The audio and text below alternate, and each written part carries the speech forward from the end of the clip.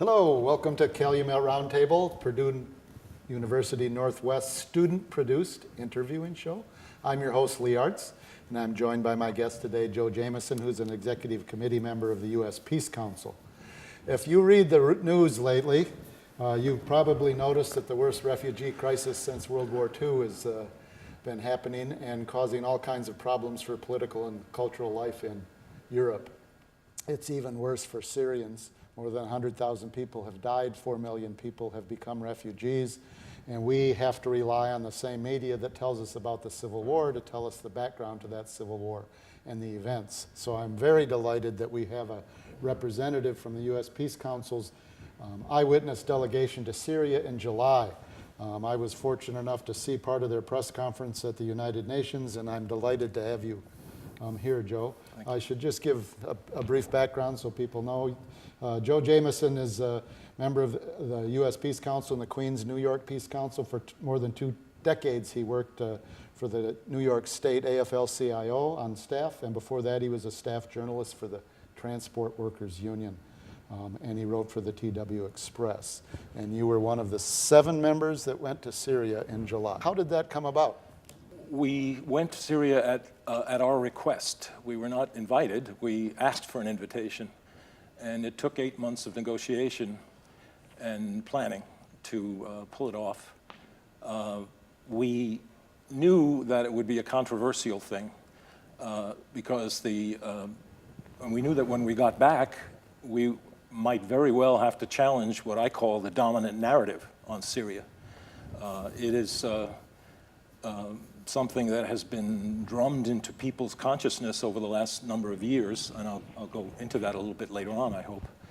But I just want to comment on your opening remark, which is quite true, but I think the stakes are even larger than the refugee crisis, because the situation in Syria is one where 2 nuclear-armed states face each other in United States and Russia. In military confrontation. And ominously this morning, it was announced, I saw in the New York Times, that Russia and the U.S. are not talking to each other about Syria anymore. Whatever modest amount of diplomatic cooperation that existed around the ceasefire is now gone. So it's getting worse by the minute. Maybe that was one of my questions. If there's truly a civil war in Syria, I did not understand why 2 proxies, the United States and Russia, were at a table talking about a ceasefire over here. What does that tell us about what's happening on the ground in Syria? Well, the assumption, there's a problem with the phrase civil war. Okay. And this is one of the facts we learned. We couldn't have known it fully just reading newspapers here in the U.S. When we went over there and talked to a diversity of viewpoints, including, I'd say we spent the most time with the nonviolent opposition to get opposition to the government. To the government. Yes, okay. We had several meetings with them, and it's not a civil war. It's an externally financed invasion.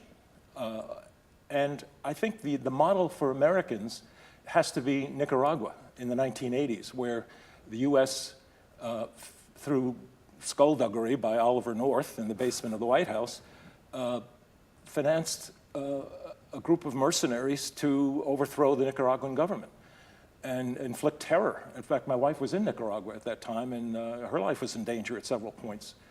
So that's the basic truth. How do you know this from talking to the opposition, that there is some external funding for the actual armed opposition, right, like the Free Syrian Army? Well, we know it from the fact, well, I would say we didn't visit the front, so, yes. But on the other hand, the Syrian government and Syrian opposition forces agree that these jihadists, they actually, as a matter of terminology, they universally call them terrorists. These terrorists are mainly from other countries. There is a small amount a small number of Syrians who have joined them, but it is not primarily a civil war any more than the Bay of Pigs was a civil war, even though you had Cubans on both sides. any more than Vietnam was a civil war, even though you had Vietnamese on both sides. This is a proxy war, but it isn't two proxies who are waging the war. It's the fundamental contradiction, which drives all the others, is that the U.S. is determined to overthrow a secular Arab state that has followed a relatively independent policy. That's the basic dynamic. And until the U.S. abandons that regime change policy, there will be no peace. That's a word we don't hear often when we talk about the Middle East, is a secular state. What does that mean to be a secular state? Well, just take a look at who is fighting the government of Mr. Assad.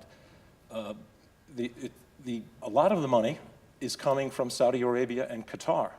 And these are states that essentially have a medieval view of Islam. It's called Wahhabism. It enforces the most primitive conditions on women, on censorship, violent punishment for lesser offenses. It's a cruel ideology, and yet it is the state ideology of Saudi Arabia. And the U.S. is objectively trying to topple a secular government that has a number of progressive features. I don't like to spend a lot of time discussing the Assad. I'd want you to clarify the secular, because I mean, it's a common word. Does that simply mean that it's a non-Muslim, or that the government or the parliament that's there, or the elections that happen aren't informed and aren't run according to some religious doctrine? Is that what you mean by secular? Yes, okay.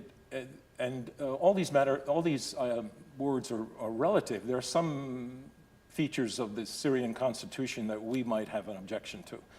But in terms of the region, yes. Compared to Saudi Arabia, compared to the Gulf monarchies, compared to Egypt when it was run by the Muslim Brotherhood, this is a society. You can walk around Damascus and women look as modern and as with it as the women in this studio. Yes. You don't get that in Iran, for example. You don't get that in a large number of other countries. And the people who want to overthrow the present government would essentially establish a backward medieval Sharia state. I was in Ankara, Turkey in June, and the thing that struck me was how everyday life, the culture, going to the restaurants, going out to movies, people driving around, did not at all conform with what I expected to see when I got to Turkey. What you just said about women walking around the streets of Damascus does not sound like a civil war. Are you saying there isn't an opposition to the government in the major cities and the areas that aren't at the Aleppo front? I'm saying that there is an opposition. There was an opposition in 2011, which was opposing some of Mr. Assad's policies by democratic means, by intra-constitutional means. However, that legitimate opposition was hijacked by these external forces. And it isn't so, that's not unusual in this world. If you study the Ukraine, for example, yes. You had a legitimate opposition fighting the policies of the Ukrainian government, and it was hijacked by these neo-fascist people who from World War II, the Bandera people. So the opposition that you're speaking about, are there actually elected parties in parliament that are not? Yes. I mean, the vision is that Bashar Assad is this dictator and he kind of does everything, and you get pictures like that in the paper. Right, and that's does that mean when you met with opposition groups, those were political parties that had been elected to office that had made parliamentary? They hold seats in parliament. They hold ministries in the Assad government. One of the most important ministries is the Ministry of Reconciliation, which is run by a man named Ali Haider, who heads the largest opposition party in Syria. It's a socialist party of some description. I don't know all the details. He and his party colleagues would have criticisms of some of the concessions that Assad has made to international financial institutions, for example. and object to that, but they confine their opposition to voting and campaigning and elections, and meanwhile, they feel close enough to the Assad government, which is viewed as a national unity government, to hold key ministries in it. And we met other parties, left and right, when we met with the parliamentarians. And you were free to talk to them, and they've shared their criticisms and their perspectives and their political views? Yes, and we had hours, and there was no atmosphere of a police state. So when you told them in the West, we see a civil war, what was their response? They know, they follow Western media quite closely, and they know the vilification and the false narrative that is being used to keep especially American opinion, quiet. So they know that underneath, Americans are decent, humane people who want the right thing, but they're being told that this war is a humanitarian war and that the U.S. is dealing with, in fact, the U.S. is supporting armed terrorists on the al-Nusra front, for example. And why? Why does it fight ISIS and let the al-Nusra front go forward? Because one is a useful enemy to have for domestic public opinion, and al-Nusra will fight the Assad government, so it supports that. So this twofold policy is the U.S. policy. The U.S. policy is regime change. That's the real policy. Everything else is smoke and mirrors. And so we have to acknowledge that once again, we have been lied to. As we were saying earlier, there's a long history of this. The Gulf of Tonkin resolution, remember the Maine, all the wars, the incubator babies. Weapons of mass destruction. Weapons of mass destruction. So we are responsible for a learning curve because our government is hurting millions of people on a lie, based on a lie. We're going to take a short break, but I want to come back to that because I don't want us simply to slide into the position that, well, the U.S. lied here, the U.S. lied there, the U.S. lied there, so it must be true that they're lying here. I would like to, after we come back from our break, I want to ask you about some of the people that you did talk with, some of the things that you saw, and some other very specific questions that maybe will help enlighten our viewers. So, fair enough. We're going to take a quick break. Calumet Roundtable and Joe Jamison and I will be right back.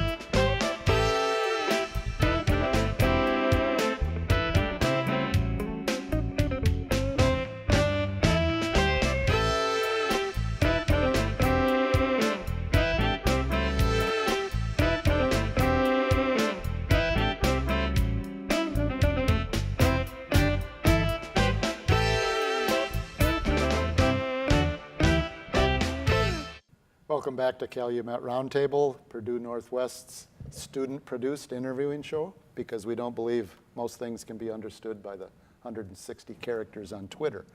And I'm delighted to have Joe Jamison here from the U.S. Peace Council, a 7-member eyewitness trip to Syria in July. U.S. Peace Council has had such notables as U.S. Congresswoman Barbara Lee, Illinois State Senator Alice Palmer, Gus Newport, who was mayor in California, and many others. But before we go on to some of the other questions, could you just very briefly tell us how this happened? How did you choose the 7 people? Why did the U.S. give you a visa? Why did the Syrian government say you could come? It happened because we were deeply frustrated with other elements in the U.S. anti-war movement. They will not confront the U.S. role in Syria. The U.S. plays this overarching empire role in terms of encouraging the regime change policy. The other players are essentially subordinate players. Saudi Arabia, Turkey, Qatar, Israel, Jordan are states that wouldn't be doing this if the U.S. were not giving the green light. So the other the other 6 people that went, they had to agree with that assessment before they went? I mean, No, who exactly recruited? Well, you don't have to give me the names, Well, but where did they come from? Well, they were all people who were active in the anti-war movement or journalists active in supporting the anti-war movement. Okay. And so we had with us a woman who was an anti-drone activist from upstate New York, a member of UNAC, United National Anti-War Committee. There was me. There was Henry Lohendorf, who is a retired professor from Yale.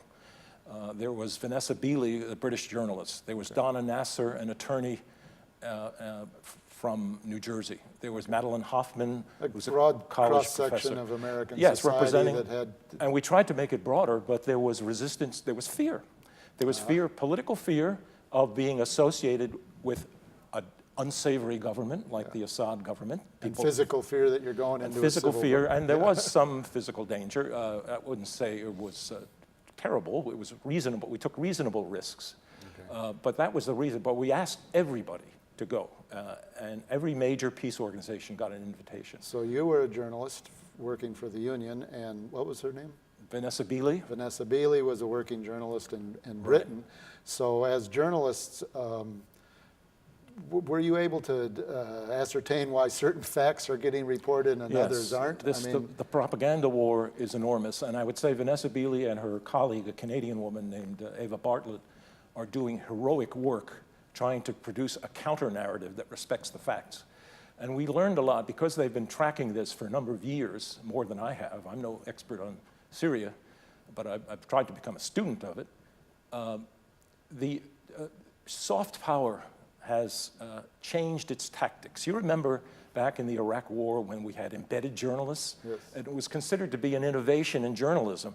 Well, essentially it guaranteed that a pro-military viewpoint would be produced by whoever had the camera or was taking notes.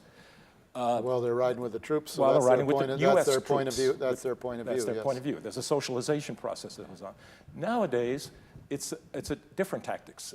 We have the phenomenon of the NGOs, which are funded by governments. Non-government organizations. Non-governmental organizations. Yes. And that includes the White Helmets, the Médecins Sans Frontières, the Doctors Organization. They are reporting from rebel-held areas. You don't see that when you see the footage on BBC or CNN, but they're giving you essentially, and they're also showing damage from from the jihadis' viewpoint.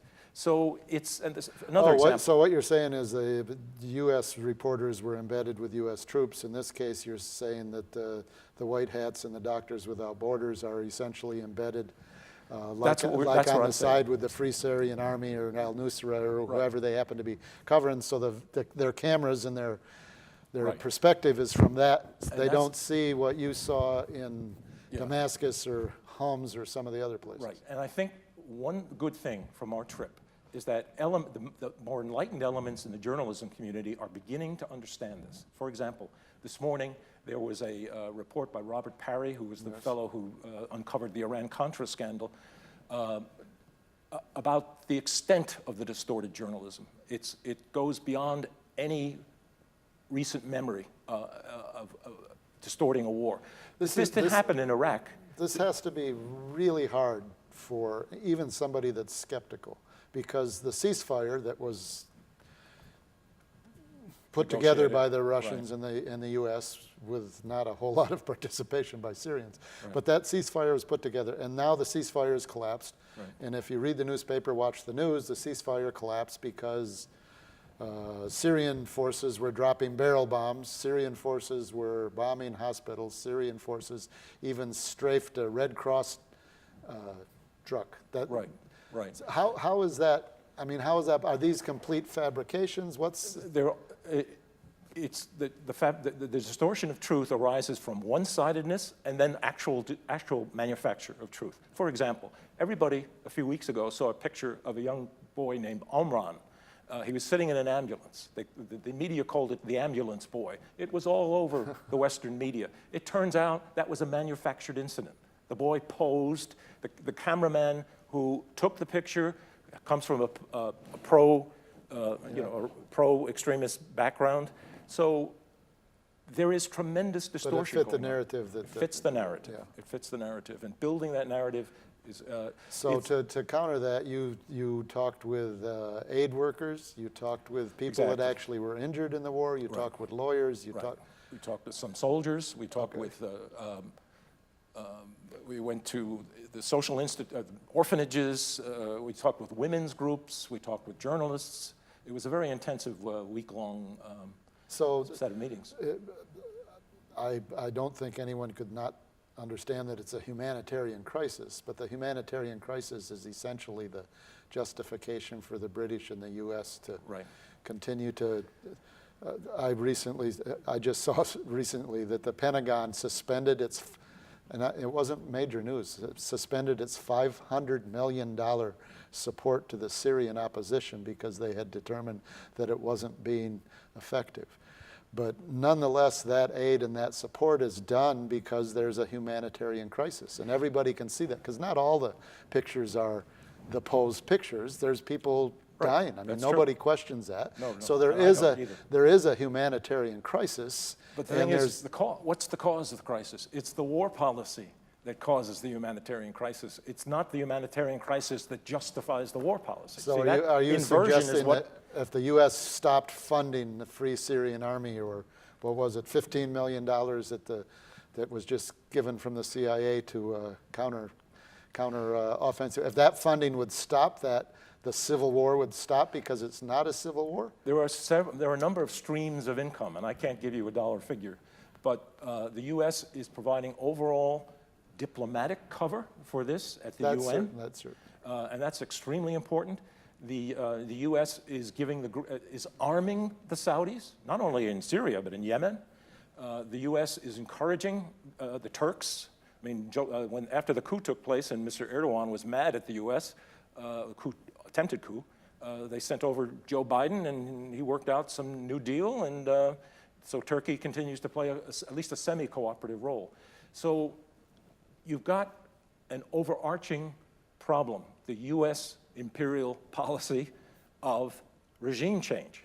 And unless that changes, all these other things... And that regime change is expressed when Kerry or Obama says, really, there's no peace unless Assad agrees to go. We have to arrange a transition. Which raises the other question, again, because the images are generally of this strongman dictator, but if what you're saying is that there's opposition parties, they run for office, Assad was elected, whether you might like it or not, whether you like his policies or not, he was elected to office, and any intervention by anybody, Saudi Arabia, Qatar, the U.S., is really a violation of international law, and the UN Charter. The choice by the Syrians for this person, whether you like him or not. Right. Americans have no business deciding who runs the government in Damascus, and nor do the Saudis, the Israelis, the Turks, any of them. And that's essentially the small d democratic position that we have to fight for. And the trouble is that I'm glad you said small d, because my understanding is that Hillary Clinton's in favor of troops in Syria. Another reason why we feel so urgently about this is that come January, we're going to have a president who is... one way or the other. One way or the other, who is more hawkish than the one we've got there now. And if it happens to be Mrs. Clinton, I'm profoundly concerned she's surrounded by people who think no-fly zones and boots on the grounds are just okay. Well, that was my next question, because I have witnessed some of the Chicago area Syrian peace groups, and one of the things they've been advocating to stop the war, to stop the fighting, is to have a no-fly zone. But the question would be, who would enforce that? The one that was enforced in Iraq was by the United States. So if the U.S. is enforcing the no-fly zone, what does that do to the Russian people don't really... What do the people in Syria, have they talked about this? Do they have an attitude? Yeah, they talk about these various Western proposals. And they say people don't know what a no-fly zone means. They don't understand it. The average low-information American voter doesn't understand it. I don't know. It's air war. There's a substantial Syrian Air Force and now a Russian Air Force, and the U.S. would have to go in and knock it out to eliminate non-U.S., non-NATO... To stop the attacks on the armed opposition. Well, that would be claimed, the U.S. would... A no-fly zone would essentially give U.S. air, monopoly of air superiority over the skies of Syria. And then everyone knows what boots on the ground means. It means U.S. invasion. Yes. So we're talking about a serious danger of nuclear war if they do this. We've seen the recklessness, the accidents that can happen. Yep. And if you've got two states who aspire to have global ambitions like the U.S. and Russia, and which have nuclear weapons, and their prestige is on the line, and an incident happens. Well, we certainly could be close knows. to an entrance, because I saw today that Russia says they're putting in land-to-air defense missiles. And I also know that Obama, among others, has suggested limited nuclear weapons. So that's not unreal. We're out of time. Well, we're almost out of time, Joe. Thank you for being here. I would just suggest, I think people probably could go to the U.S. Peace Council website and find the written report or some other reports from your delegation, and if it isn't. Page. We have a Facebook page. And there's also a Facebook page at the U.S. Peace Council. Right. And some of this report and seeing the voices of some of the other delegates, because like I said, I saw the one on the press conference at the UN, and there were other people that weren't members of the U.S. Peace Council. So that's all the time we have for our program today. Thank you for joining us on Calumet Roundtable. I'm Lee Artz, your host, and my guest today was Joe Jamison from the U.S. Peace Council. And despite the gravity of the topic today, I wish you all a nice day. Thank you.